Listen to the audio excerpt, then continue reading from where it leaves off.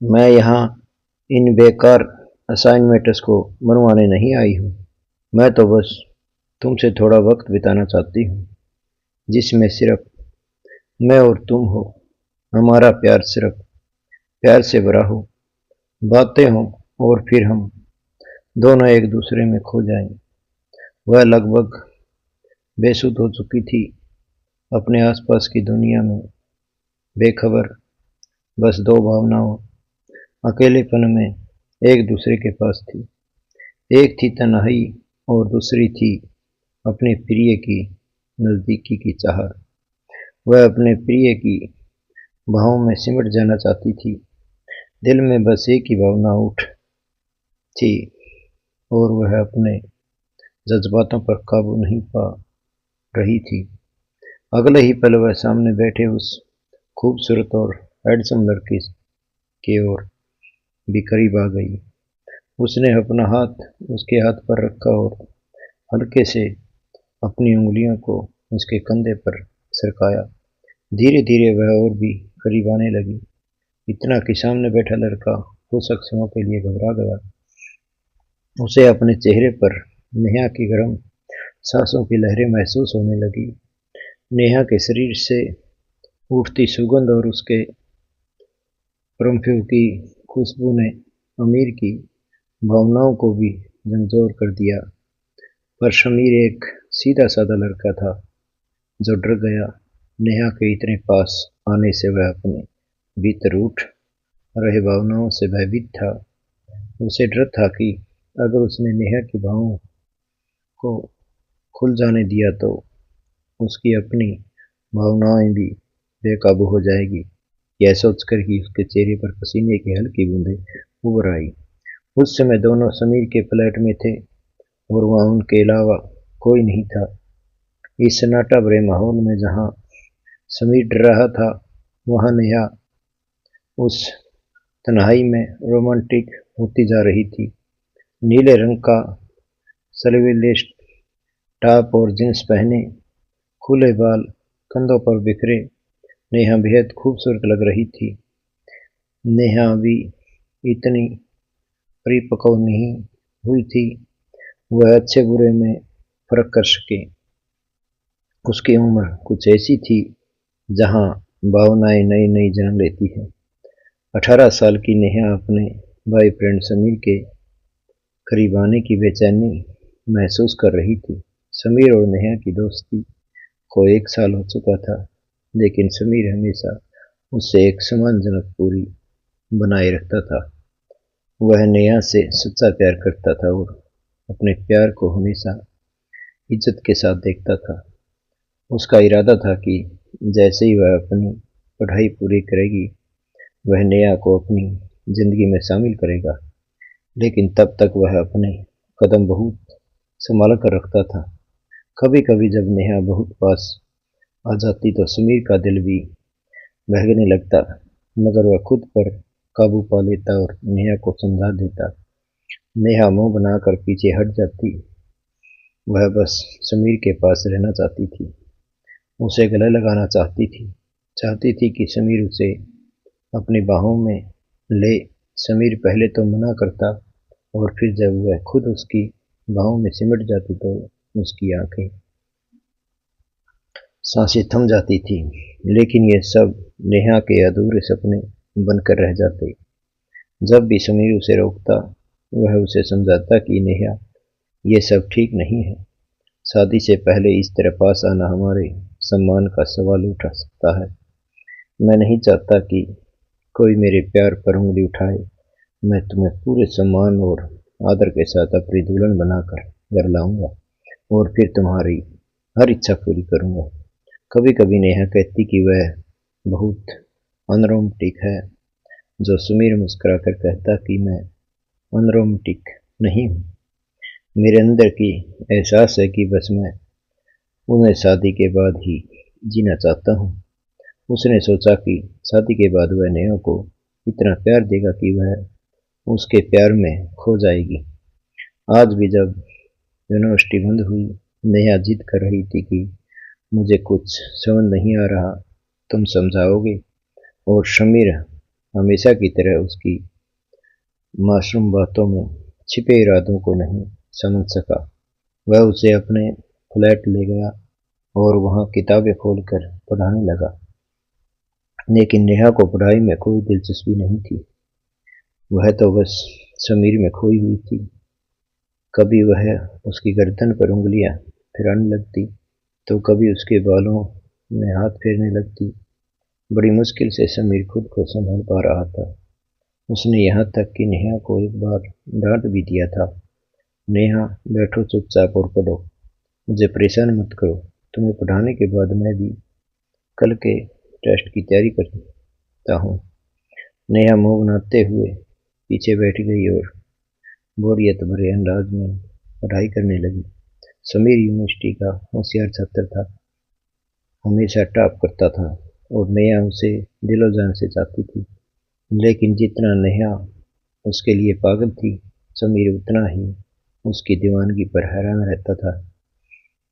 कभी वह कहता, नेहा तुम्हारी ये दीवानगी मुझे डराती है, और नेहा हंसते हुए कहती, मैं तुम्हारे लिए ऐसी ही रहूंगी हमेशा। तुम सिर्फ मेरे हो समीर, मुझसे अलग कोई तुम्हें देखे यह भी मुझे मंजूर नहीं। अगर किसी ने ऐसा किया तो मैं उसकी आंखें फोड़ दूंगी। नेहा बोली तो समीर जोर से हंस पड़ा। वह बड़े ध्यान से उसे सवाल समझा रहा था, लेकिन अब नेहा से और सहन नहीं हो रहा था। समीर की डांट और समझाने के बावजूद भी वह बार बार उसके करीब आती जा रही थी और समीर बार बार ध्यान भटका रहा था। अगले ही पल नेहा जैसे मदहोशी में थी। उसने समीर के होठों पर अपने होठ रखने की कोशिश की थी कि समीर ने तुरंत उसका हाथ पकड़ लिया और हल्के से उसके होठों पर रख दिया। नेहा ने, ये क्या कर रही हो? कल पेपर है, समझ नहीं आया अब तक? पिछली बार कितनी मुश्किल से पास हुई थी, याद है? क्या इस बार भी बस पासिंग मार्क्स लेना चाहती है? देखो लोग यूनिवर्सिटी में मेरे बारे में क्या कहेंगे। समीर की गर्लफ्रेंड पढ़ाई में जीरो है। मैं नहीं चाहता कि तुम्हारे बारे में कोई कुछ गलत कहे। अच्छा, आप पढ़ाई पर ध्यान दो। जहाँ तक इस रोमांस की बात है, थोड़ा कंट्रोल करो। पेपर खत्म होने के बाद मैं खुद तुम्हें एक लंबी ड्राइव पर ले जाऊंगा। पूरा दिन तुम्हारे साथ बिताऊंगा, ठीक है? समीर ने इतना कहते ही नेहा मुंह बनाकर बोली, नहीं, सिर्फ लंबी ड्राइविंग से मन नहीं भरेगा, मुझे तो वो भी चाहिए। उसने शरारती अंदाज में अपनी उंगली होठों पर रखकर समीर की तरफ देखा। समीर एक पल को घबरा गया। नेहा मुस्कुराकर बोली, मुझे नहीं पता कि किस तरह के लड़के हो। आजकल के लड़के तो गर्लफ्रेंड के मना करने पर भी कितने रोमांटिक होते हैं, और तुम एक हो जो मुझे समझाते रहते हो। हमारी दोस्ती को 1 साल पूरा हो गया है और तुमने अब तक मुझे किस तक नहीं किया। उसकी ये बात सुनकर समीर चेहरे गुस्से से लाल हो गया और बोला, बस चुप रहो नेहा। क्या तुम मुझे ऐसा लड़का समझती हो? मैंने तुम्हारे साथ वक्त बिताने के लिए दोस्ती नहीं की। मैं जानता हूँ कि तुम मेरी हो। अगर आज नहीं तो कल हम एक दूसरे के होंगे, लेकिन वो हम सही और वैध तरीके से करेंगे। अब ये सब करना मुझे फिजूल लगता है। इन बेकार बातों को दिमाग से निकालो और पढ़ाई पर ध्यान दो। मगर नेहा कहाँ समझने वाली थी। वह तो किसी भी तरह समीर को पाना चाहती थी। उसने किताब बंद की, उसे टेबल पर रखा और समीर के करीब आकर बोली, नहीं, अब कुछ नहीं पढ़ना, मुझे सब आता है, बस तुम्हारे साथ वक्त बिताना है। इतना कहकर उसने समीर की गर्दन पर अपने होठ रख दिए। जैसे ही उसके मुलायम होठों की चुभन समीर की गर्दन पर पड़ी, समीर के पूरे शरीर में सनसनी दौड़ गई। जैसे बिजली की चमक उठी हो। उसकी सांसें तेज हो गई, दिल की धड़कनें तेज होने लगी। आखिर वह भी तो जवान था, कब तक अपने आप को रोकता। कौन उस जैसी लड़की से बच पाता? नेहा धीरे धीरे उसके होठों की तरफ बढ़ने लगी और शमीर ने भी अन्यास उसके कमर पर हाथ रख दिया। उसने खुद को रोकने की बहुत कोशिश की, पर अब सब बेबस हो गया। शमीर ने अपने होठ उसके होठों के बेहद करीब डाल दिए। दोनों की सांसें एक दूसरे में घुलने लगी। उनके बीच बस 1 इंच का फासला रह गया था, मगर उनके दिल एक हो चुके थे। अगले ही पल समीर ने अपने होठों से उसके नरम होठों को छुआ। कमरे में हल्का संगीत बज रहा था और दोनों एक दूसरे में खोए जा रहे थे। उनका रोमांस अपनी हदें पार करने वाला था कि अचानक फोन की घंटी बज उठी। दोनों चौंक कर एक दूसरे से अलग हो गए। फोन नेहा का था और स्क्रीन पर माँ का नाम चमक रहा था। नेहा के माथे पर चंद्रलाइट की लहरें उभर आई। उफ, ये मम्मी भी ना हमेशा तभी कॉल करती है जब मैं किसी जरूरी काम में होती हूँ। वह गुस्से से बड़बड़ा रही थी। उसका मूड जो प्यार की कोशिश में बिकने वाला था, वह फोन की रिंगटोन ने पूरी तरह बिगाड़ दिया। उसे इस तरह नाराज देखकर समीर ने हल्के से मुस्कुराकर कहा, आंटी को शायद कोई जरूरी बात करनी हो तो बात कर लो, कोई दिक्कत नहीं। समीर ने कहा, वैसे भी हम करने वाले थे, वो नहीं करना चाहिए था, ये गलत है। इतना कहकर उसने खुद को नेहा से थोड़ा दूर कर लिया। अब उसे खुद पर भी गुस्सा आ रहा था कि वह इन नाजुक लम्हों में नेहा के साथ कैसे बहक गया था। नेहा ने फोन उठाया, माँ से बात की, लेकिन कुछ ही पल बाद फिर से फोन बज गया। इस बार उसने झुंझलाकर फोन कान पर लगाया। तभी दूसरी ओर से उसकी माँ की रोती हुई आवाज सुनाई दी। वह जोर जोर से रो रही थी और इतनी बुरी तरह से रोने के कारण कुछ ठीक से कह नहीं पा रही थी। नेहा घबरा गई। क्या हुआ माँ, सब ठीक तो है ना? आप रो क्यों रही हो? उसकी आवाज में घबराहट थी। नेहा को इस तरह परेशान देखकर समीर की चिंता हो गई। तभी दूसरी तरफ से उसकी माँ बोली, बेटा कहाँ हो तुम? जल्दी आओ, तुम्हारी बहन की तबीयत बहुत खराब हो गई है, उसे डॉक्टर के पास ले जाना है। माँ की ये बात सुनकर पहले तो नेहा के माथे पर चिंता और की लहरें उभर आई, पर जैसे ही उसने बहन शब्द सुना, उसका चेहरा सख्त पड़ गया और उसे गुस्से का भाव साफ दिखने लगा। उसने चिल्लाकर कहा, कौन सी वाली बहन? माँ फिर वही नई मुसीबत। हर दूसरे दिन कुछ उल्टा सीधा खा लेती है और तबीयत बिगड़ जाती है। अब क्या हर छोटी छोटी बात पर मुझे गारा होगा? मैं अभी ग्रुप स्टडी में बिजी हूँ, बाद में आऊँगी।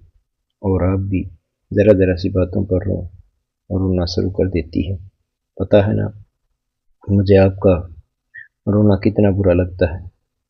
बस पागल लड़की के लिए रोने की क्या जरूरत है?